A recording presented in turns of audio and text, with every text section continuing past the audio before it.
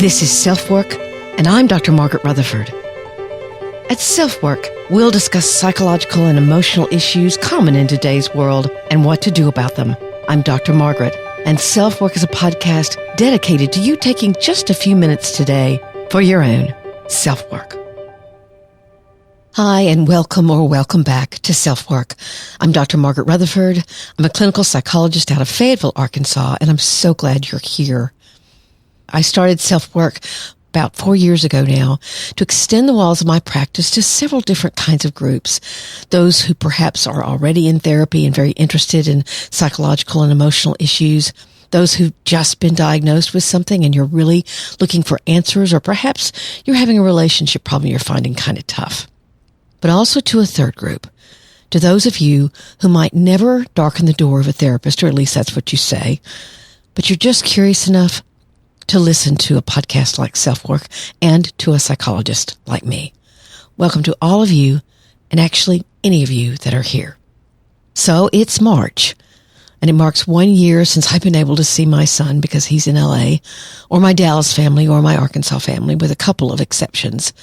Call it an abundance of caution, but at my age and with a booming heart condition, neither my older husband nor myself have wanted to take a chance. So my heart is full this week as both he and I received our first round of vaccine. Tears came to my eyes, and I'm so grateful to the scientists and truck drivers and pilots, or whomever was involved in getting it out to the public. Thank you for your dedication and work. We're going to talk about two things today. The as-if technique, which really can be used with many things, but we'll also focus a little bit on gratitude. A lot of people write about it, talk about it, say how important it is, that it has the innate ability to bring happiness to you when you really feel it. But I recently listened to a podcast I like very much, the TED Radio Hour with Manoush Zomorodi. She was interviewing a guy I'd never heard of, but that doesn't mean anything. His name is A.J. Jacobs, and I'll have the link to that episode in the show notes. He's self-described as a kind of unhappy or moody guy in general, but he set out to thank everyone who'd been a part of creating his cup of coffee in the morning, literally. From the coffee bean growers to the people that make the little holder that keeps your fingers from getting burned, to the barista, everyone he could possibly think of. What happened? He found it was much harder to be unhappy. So today in this episode, sponsored once again by BetterHelp, I thought I'd climb on board and talk about the process AJ used to get to that happiness. And we'll use gratitude as the subject, not in a Hallmark card kind of way. But this episode is as much about this technique called the as-if technique as it is gratitude. So we'll kill two birds with one stone, as they say. Our listener email for today comes from someone who's describing a difficult relationship with their parent, in this case an enmeshed one, meaning the boundaries of the relationship either didn't exist, or perhaps the parent was highly intrusive, demanding of time and attention, all the while saying how special her child was. So the adult child ends feeling special and trapped all at once. However, the listener's question is about grieving after the death of that parent. It doesn't sound as if it was her mother who died, so she may be asking because she's watching this happen to someone else. So my gratitude to all of you for being here. Sit back, relax, and let's investigate some of the ins and outs of gratitude and, more broadly, the as-if technique.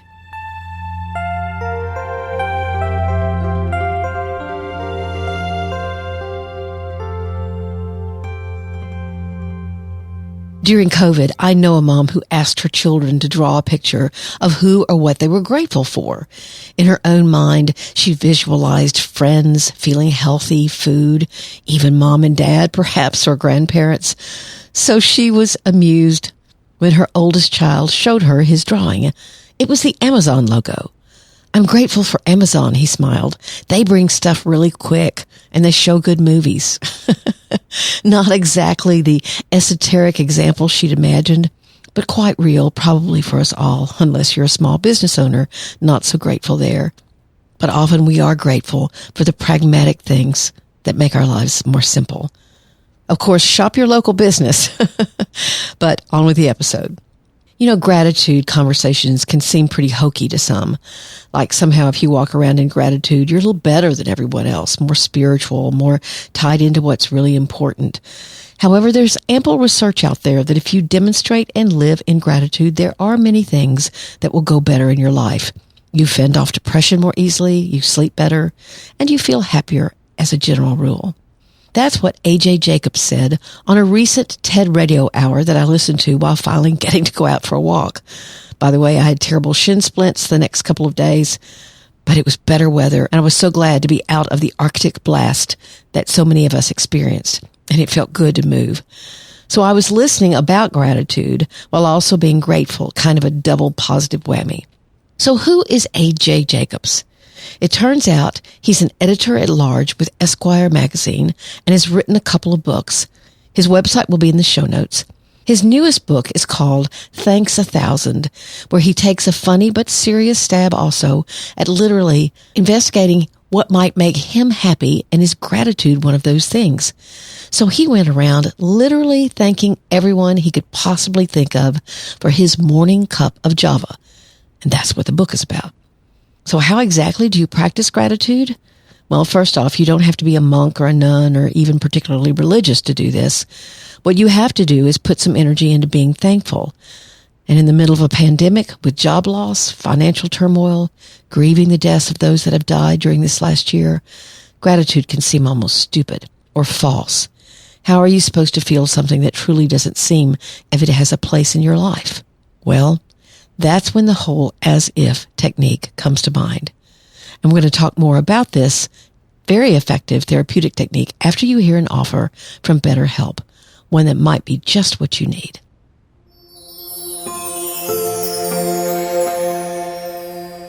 BetterHelp has now been a sponsor of SelfWork for a few months, and I've been hearing how pleased you are with their services. I couldn't be more excited about that, as by now you know I'm a huge believer myself in the power of therapy. What is BetterHelp? It's an online therapy service that has earned the #1 ranking for the quality of their service to their consumers. When you contact them, you are offered several different licensed professional therapists to choose from, all that have been vetted by BetterHelp.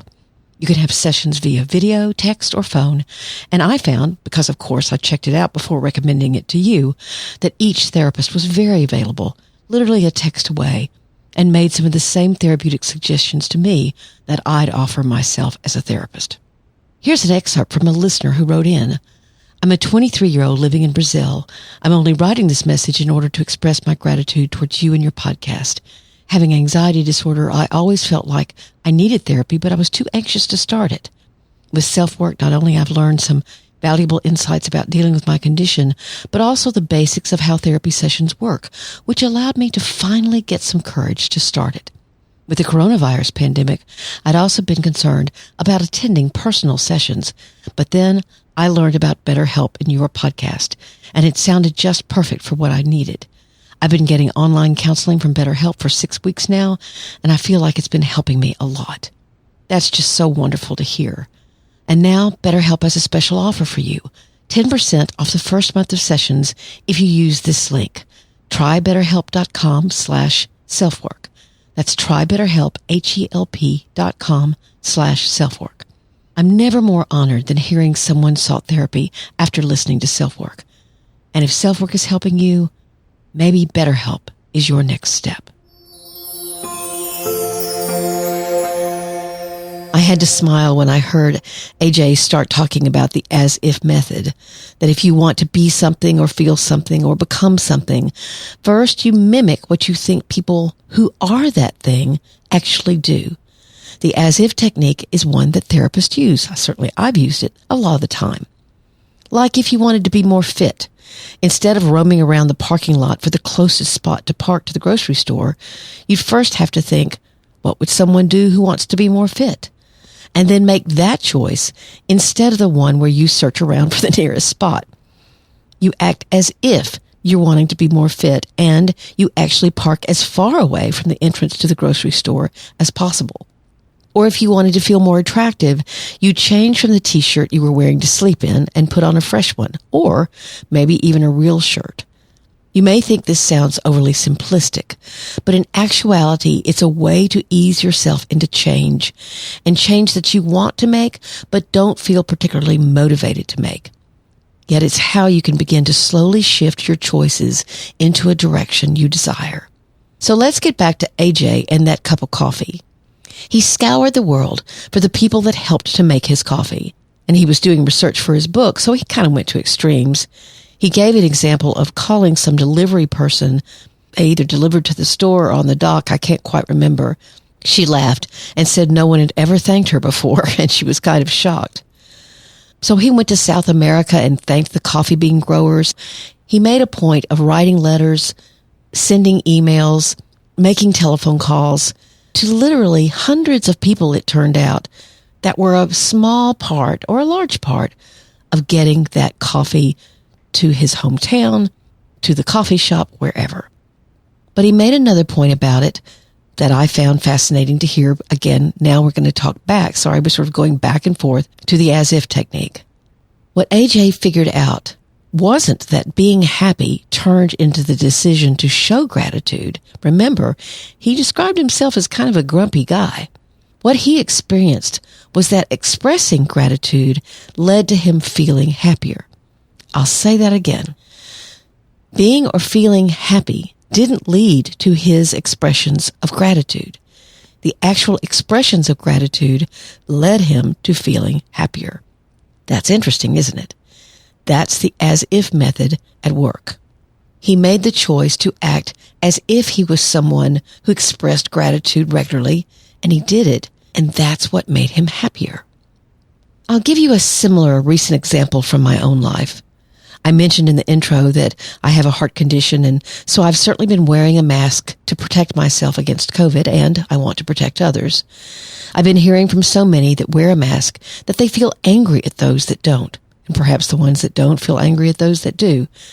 I don't want to go into that whole debate, but the purpose of telling you this is that I decided, instead of becoming afraid or angry, that I'd thank the people who were wearing one.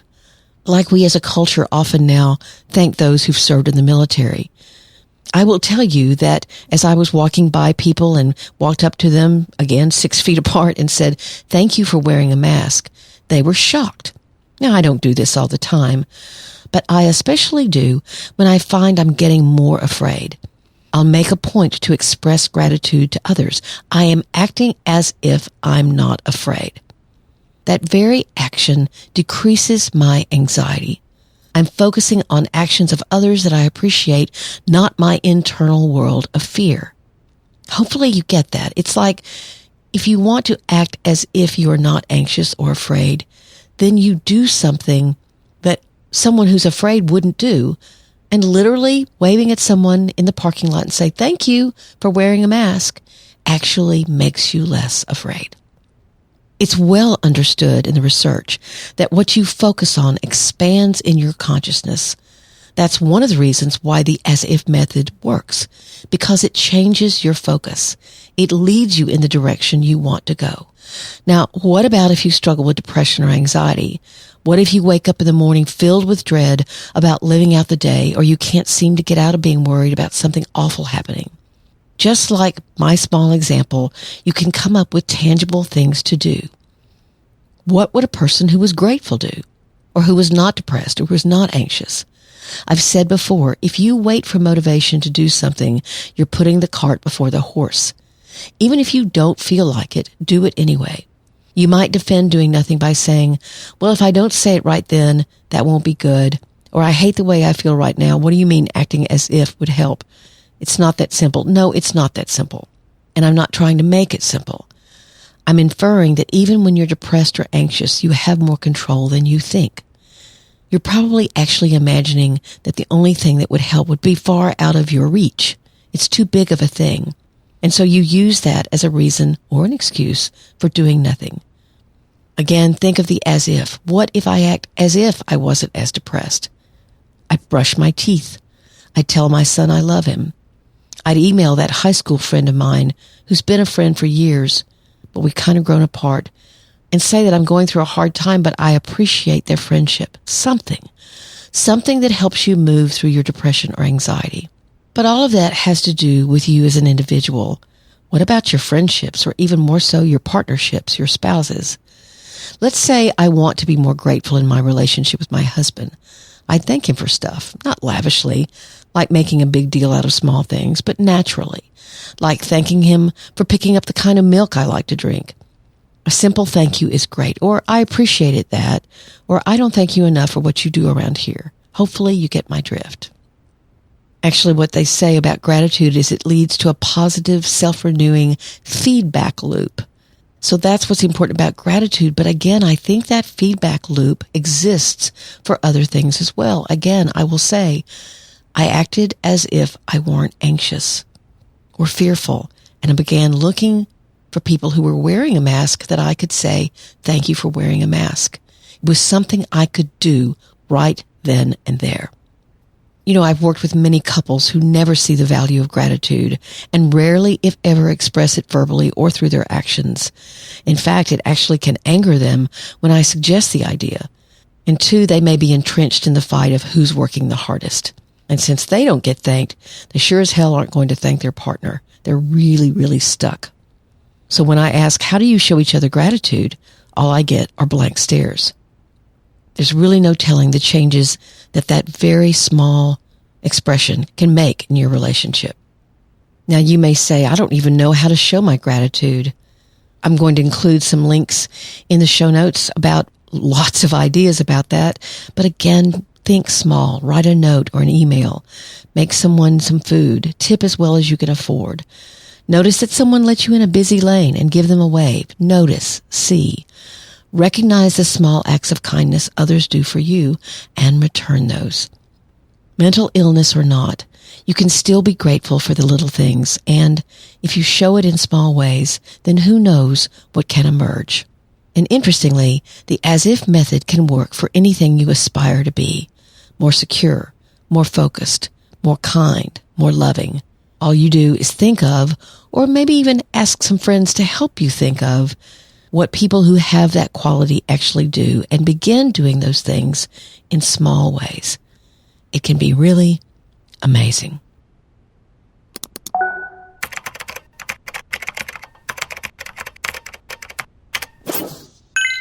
The listener email today is from a woman who's asking a question about how to grieve the death of a parent when you were enmeshed with them, but actually you don't even know it or recognize the enmeshment.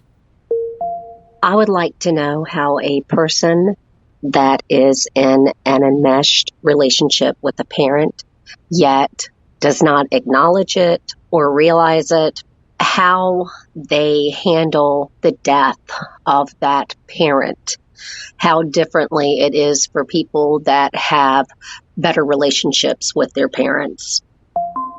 As this recording is fairly brief, it's a little hard to tell more of the facts, but it sounded to me as if she was talking about someone else, not herself, who was enmeshed, and that someone had never recognized the enmeshment for what it was.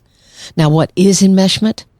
I thought I had done a podcast on it, but what I have done is one on lack of boundaries, but I have written a blog post about it, which actually is the top blog post on my website, and I'll include that link.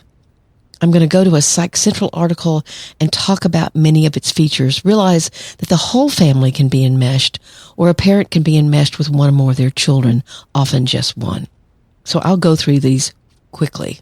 So here are some signs and symptoms of enmeshment that Sharon Martin on Psych Central cites.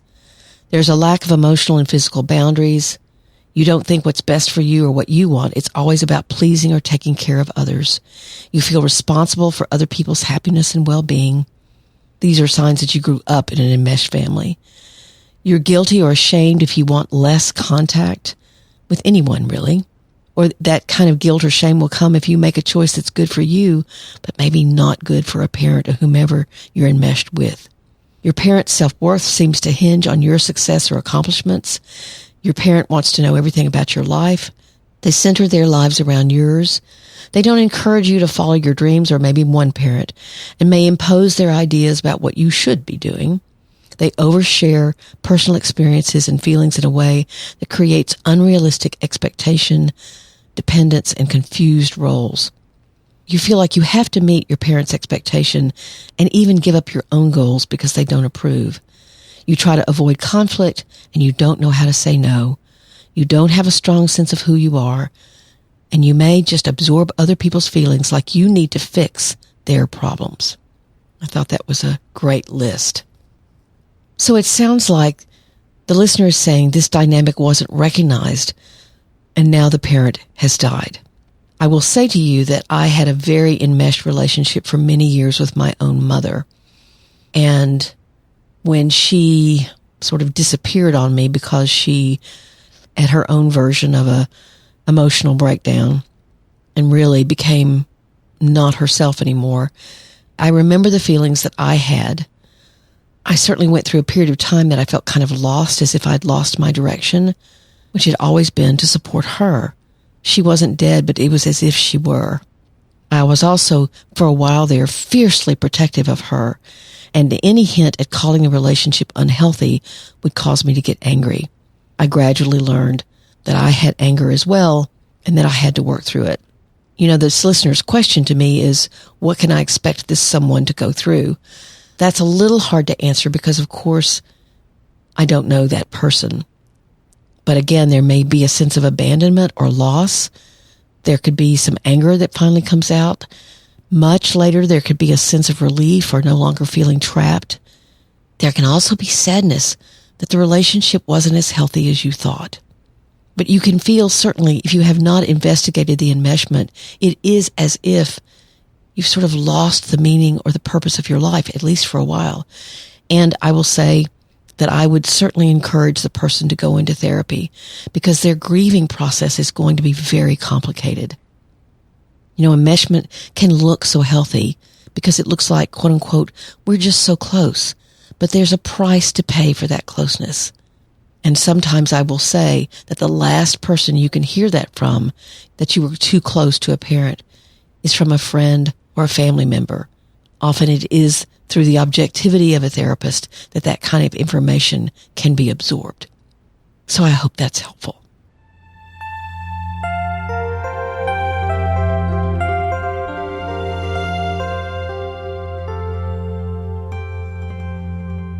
Thank you all so much for being here and leaving reviews on Apple Podcasts or wherever you listen. I got this review on Apple Podcasts. I'm a licensed clinical social worker in California, and I think this podcast is great. I enjoy Dr. Rutherford's soothing voice, as well as the clarity with which she discusses challenges within and benefits of the therapeutic relationship. She uses language that is easy to understand. I use that because I like to talk that way. So this podcast is accessible to the general public, not just clinicians. There are so many myths about therapy. This podcast draws back the curtain to demystify and destigmatize the therapeutic process. That was my whole goal. So you could get to know a therapist up close and personal. Again, self-work isn't therapy. And I'm always honored that someone writes me and says, I got into therapy because of listening to self-work. And thank you to 187 of you who have taken the time to write an Amazon review or just give the book Perfectly Hidden Depression a rating. This book is a passion for me, as I know there are people out there who are depressed. They have trauma in their backgrounds that they're not aware of the damage that it has done, and they're doing their best to live the perfect looking life that they think they should. This book is meant for you. And so I hope that you'll get it in some form or the other, an audiobook, an ebook, or the actual paperback. But thanks for those ratings. As I say many times, y'all are my best marketing team. You can reach me in a lot of different ways. My email is askdrmargaret at drmargaretrutherford.com. My website is drmargaretrutherford.com. And you can subscribe there and you'll get a weekly newsletter that actually will include a little note from me letting you know what's going on, some of the special things I've been doing, but mostly what the podcast is for that week and what the blog post is. Give you a little introduction. It's an easy way to keep up with what I'm doing and what I'm working on. You can also join me over at Instagram. I have quite a lot of fun over there these days. And I'm checking out Clubhouse. I just gave a talk last week and it was great. I really enjoyed the questions. So I may be over there for those of you who are interested in that kind of thing. And of course, I do have my Facebook closed group at facebook.com/groups/selfwork. That's facebook.com/groups/selfwork. That's all about laughing together, supporting one another through this very difficult time as well as just any old time. So you'd be welcome there. Again, my gratitude to those of you who've taken the time to listen. Please take very, very good care, emotionally, physically, spiritually, mentally, in every way. I'm Dr. Margaret, and this has been SelfWork.